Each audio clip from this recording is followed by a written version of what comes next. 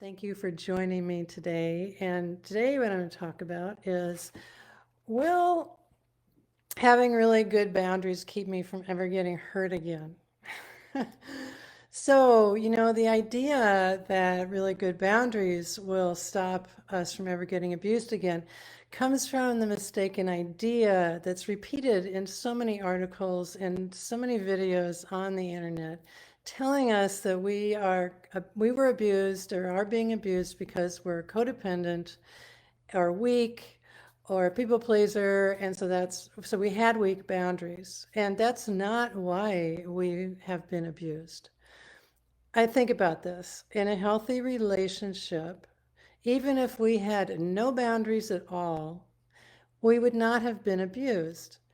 Because if we were with a loving and respectful man, he wouldn't abuse us. So it isn't our lack of boundaries that causes the abuse, it's the abuser. Now, there's a little more to this, but that's really an important thing to understand. And also, if you're still in a marriage, there are no boundaries that can change an abuser into not being an abuser. That just doesn't happen. He may change some of his behaviors if you set boundaries, but his desire for power and control is still going to be there, and it's going to come out in other ways. And also, he may actually cause even more retribution and hard, difficult things for you if you do set boundaries. So, yeah. So now there's definitely a time for very strong, immovable boundaries. I'm not anti-boundary by any stretch of the imagination. I'm just trying to talk about some of the more nuanced part of boundaries. So, like with a toxic, manipulative, abusive person, really strong boundaries are really, really important, and they're excellent. And they're crucial also when we're testing our husband to see if he's going to change. They're also crucial if we're divorced and he's continuing to abuse us. So there are very, very good times for boundaries. But having good boundaries is not the way to ensure that you will never get abused again. And really, neither is trying to work on your codependency or your people pleasing. Because, see, the majority of abuse survivors are not codependent. Now, some are, okay, because of childhood issues, but that's not why they're being abused. They're being abused because of the abuser. Not that they shouldn't work on codependency if they have that, but codependency is based on a model for addiction, not on a model for abuse. And you can read more about that in a two-part article I wrote. I'll put the link below. So many survivors have really wonderful, wonderful traits and qualities that get confused with codependency. These are qualities like being long suffering, being patient, being kind, being forgiving, being really committed in relationships, working really hard on relationships.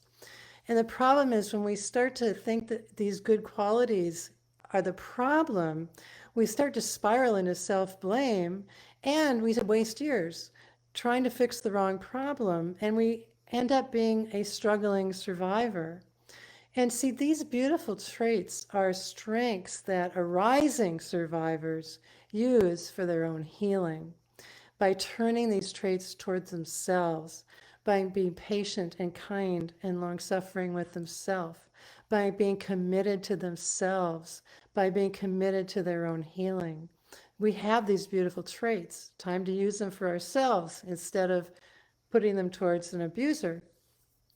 So, arising survivors spend their time focusing on what's going to move them forward, such as seeing their strengths and increasing their self compassion and learning how to set boundaries from a healthy place and focusing on their own healing. And as you become an arising healing survivor, that's what keeps you from being abused again, because healing is how we become safe in the future. And that involves also understanding our trauma, because a lot of struggling survivors have these ingrained automatic responses from the PTSD and the trauma of our abuse, or either our spousal abuse or our marital abuse or our spiritual abuse, which has kept us stuck in fight, flight, freeze, or fawn responses. And all of these fight, flight, freeze, fawn responses are very unsuccessful ways that we have tried in the past to have a boundary in a situation we couldn't control. Think about that for a minute. If we run, we're trying to make ourselves safe. That's a boundary. If we freeze, we're trying to protect ourselves. That's a boundary. If we fawn, we're trying to, uh, make sure that they won't hurt us. That's a boundary. So there are unsuccessful ways that we've tried to have boundaries. And the fawn response is really important to understand because it's what many people mislabel as people pleasing or codependent. And when we have a fawn response, it can be very hard to set boundaries because our sense of survival is tied into preventing any kind of rejection or pushback. And so just saying, I don't want to be a people pleaser anymore is not the way to work yourself out of a fawn response. We can't talk ourselves out of our fawn response because it's a survival pattern that's actually become hardwired into our brain and our nervous system. So, and when you start trying to change yourself through, convincing yourself to be different without doing the healing work, you really end up being a struggling survivor. And you start being at war with yourself and blaming yourself, and you start spiraling downhill. I hate it when that happens. I spent years there, by the way, so I I know.